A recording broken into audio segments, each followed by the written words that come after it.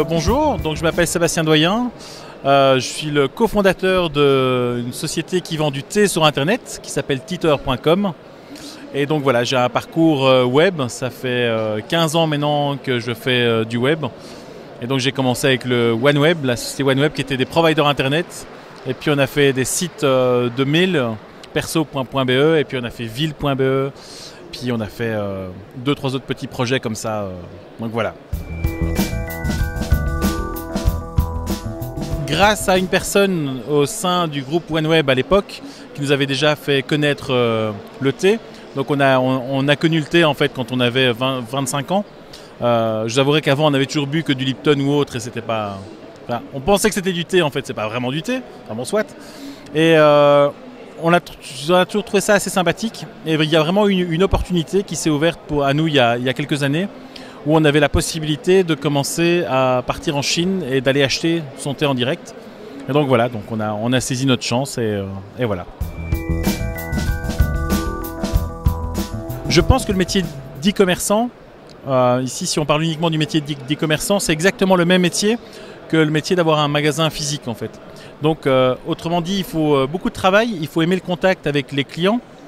Parce que même si vous n'avez pas des contacts en direct, vous allez avoir énormément de contacts par mail, par différents canaux.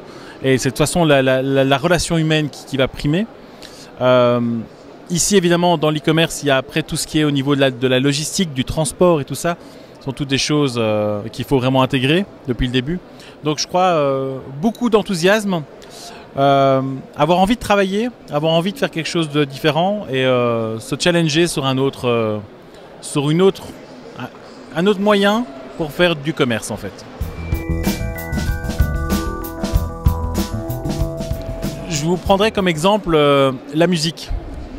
Donc quand les radios sont apparues, on a dit que c'était la mort du disque. Ça n'a pas été le cas. Quand les CD sont apparus, après on a dit que c'était après la mort des concerts de musique, ça n'a pas du tout été le cas. Puis maintenant on voit que la musique sur internet arrive, on dit que c'est la mort du CD, on le verra que c'est pas le cas non plus. C'est juste une évolution. En ce qui concerne l'e-commerce proprement dit, je pense que c'est un complément, mais qu'il y aura toujours des magasins physiques qui vont vendre exactement les mêmes produits. Maintenant le web va permettre de challenger plus ces magasins physiques.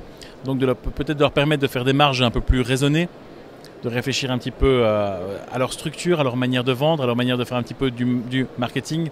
Mais ça ne va rien remplacer. Ça ne fait que améliorer la chose, améliorer la communication d'une marque, d'un produit. Et ça permet juste à une personne d'avoir plus de possibilités pour acheter un produit.